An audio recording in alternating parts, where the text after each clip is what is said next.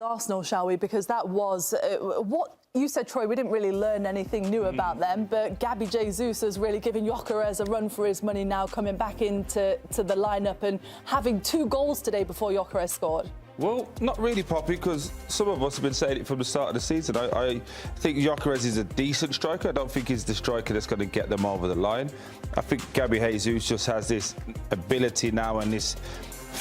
When you've been injured for such a long time, you just want to play. Your enthusiasm just comes out. And the way he scores that first goal, Victor Gyökeres doesn't score that. He's on the move, he's going forward, he's gambling, and obviously he gets 2 goals, he comes off. And Gabby Jesus, look at these, just look at the numbers here. It's been a long, long time since he scored 2 in the Champions League. Going back, what's that, last second, November 2023. 2 years ago. So it's a long old time ago. So for him, it's a great moment for him. It's great for Brazil as well with the World Cup coming up. But I think for Arsenal now, it's creating more problems because Victor Gyökeres came in, he will expect to start. You've got Moreno who wants to be played because of the World Cup. You've got Kai Havertz who wants to be played. And this man at the moment is the one that's taking it off all of them. So a lot happening for Arsenal, but that train just keeps going. They can make 3 or 4 changes and nothing changes. So you're saying that if you were Mikel Arteta, you would no doubt start Gabby Jesus this weekend in the Premier League? Absolutely. Yeah, Gabby Jesus. Again, you have to manage him because he's come back off a long injury. Again, you try to get Kai Havertz fit. Look, Gyökeres has done nothing wrong, but he hasn't set the world alight. And when you're at the team that's top of the Champions League, top of the Premier League, you expect the strikers to be doing more than that. And great for him to get the goal tonight. He can enjoy that, but I just feel if you're Mikel Arteta, you know now I've got the hot hand. I need to leave Gabby Jesus in. Troy's been very nice. Gyökeres, for me, hasn't hit the ground running. And for me, he's been given a lot of opportunity by Mikel Arteta in the games that he's played, and we haven't seen enough. Gabriel Jesus, there's never been an issue with the ability that he has and the talented player that he is. His issue staying fit. It's keeping him fit for longer periods of time. I think for me, he would be the #1 striker that you would start with because his ability speaks for himself. And like Troy says, he's a fox in the box. He wants to score goals. That's what he thinks about, scoring goals, and he's going to get himself in the right place, in the right area, forward momentum, thinking about scoring goals and hunger for it.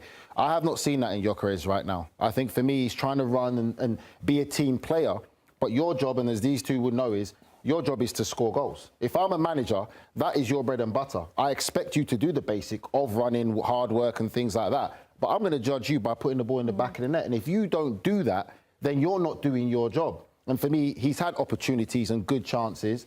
Yes, he gets a goal today. But if you said you had to pick one to start with, Gabriel Jesus, for me, is the one that you pick. But the only thing is you worry about, like you said, you've got to build him back in slowly to get that fitness to make sure he can strong and be available for a long period of time. But he is definitely the better striker to start with. I suppose the other good thing, Grella, is they've been relying on all sorts of players scoring because they're set pieces. It feels like week in, week out, we're talking about set piece FC. Today, it was no different from that corner. It's uncanny how many set piece goals they're scoring and how much difficulty they put teams in. And these are some of the best teams in the world that they get all the footage. They have all the clips. They see it. And these coaches, by the way, in the modern day especially, they will watch these clips over and over again, especially from set pieces. They'll freeze it. They'll see where guys are, and they'll have an answer for it.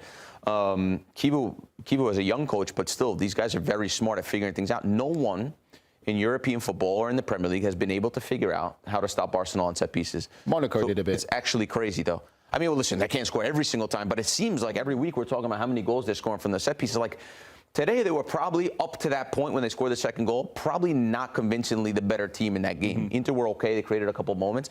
But because the set piece is such a gut punch because you're in a game and you're playing all these phases of play, and then all of a sudden from a dead ball situation, from nothing, how can you mark the goal they scored today on the set piece? It's in-swinging cross to the back post. Trossard the ball's almost out to 6 inches from being out. He heads it off the crossbar, back to the post between defenders, and Jesus knocks it in. You can't defend that. But it's also because it's inter-zonal. I think you could make it a lot more difficult. I think to make it easy for Arsenal, because we said it so many times, when you do zonal marking, if a team puts in a ball with the right quality and these players can have a run-up, there's nothing you can do about it. We already say Arsenal have players who are willing to attack the ball. I think Inter made it easy for them by all going zonal. Arsenal players start in the back, No Inter players are marking it. They're already in the zonal match. I think everyone. Sometimes some people do have zonals in 1 or 2 players, and the rest are marking one-on-one or marking someone. Would you man mark everybody? I wouldn't say man mark everybody. I think there's 1 or 2 areas you can go zonal, and then there's another way where you can make players compete. Because like you said, Trossard comes and gets the header in the back. By the time that an Inter player tries to make it difficult for him, heads it against the post. And then because they're standing zonal, it makes it easy for Jesus to score. When you give players that opportunity, you know it as well, you've been a manager. If you give some players an inch, they'll take a yard because they'll just stand there and be like, well, why didn't you go and attack it? Why didn't you go and attack it? It's got nothing to do with Inter, though. But they do this every week to whoever they play. No, okay, but for this goal, I'm talking about specifically this goal, yes. Other teams do make it easy because they do what they do. I've always said, when a team's going to be a bit more brave and take a risk and say, let's leave a few players up, let's see, and then give your goalkeeper the opportunity to come out. With that, and the counter to that is then you leave people 1v1 with like the likes of Gabriel, Saliba, bigger, stronger. I think we look at it as from a negative point of view. We always talk about what the other team should do. Let's give credit to Arsenal. Everything's an in-swinger. They've got quality from the right and from the left, whether that be Declan Rice, Saka, Odegaard. They're always coming in with pace and power. They've got players that actually want to go and head it. Yeah. They're willing to go and put their head on the line. And the belief that you talk about for the other team is like, that fear of, oh my God, Arsenal are going to score. The belief must be now every time we're going to score this one. So you actually, again, we've been there and played. The end of a training session on the day before a game, you got that 10, 15 minutes of set piece. You're like, oh, get this over with. Arsenal must be going, right, lads, let's get in there because we're looking forward to it. They're not doing anything weird and wonderful. We'll give them that. But the quality of the ball, the ability to want to go and head it, and now the belief that they all have is really, really powerful. And it's got about, I remember the game against Newcastle in the Premier League. They were poor. They win the game because of a set piece in the 94th minute. I mean, even against Crystal Palace in the Carabao Cup a couple of weeks ago, they took it to penalties, didn't they? And that, as a striker, we used to be, again, you understand this, when you go for it, I only need one. I can miss 5, I only need to score 1, and I've scored the winner. Concentration. Now they know they're getting over 7.5 corners per game. We only have to get 1 right. They've scored 25 goals from set pieces so far this season. I think they have the upper hand if they get through to the final, which you'd have to say they do after the first leg.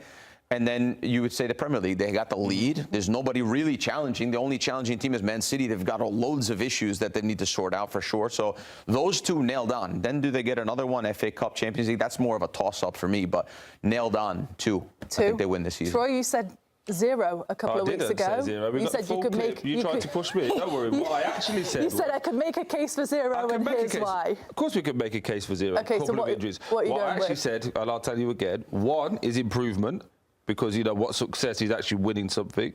I think they'll win 2. We agreed on that. Okay. But I could also make an argument. A couple of injuries, things go wrong, and you can lose. So which one do you think is more realistic? 2? I'm saying 2. I think the Premier League.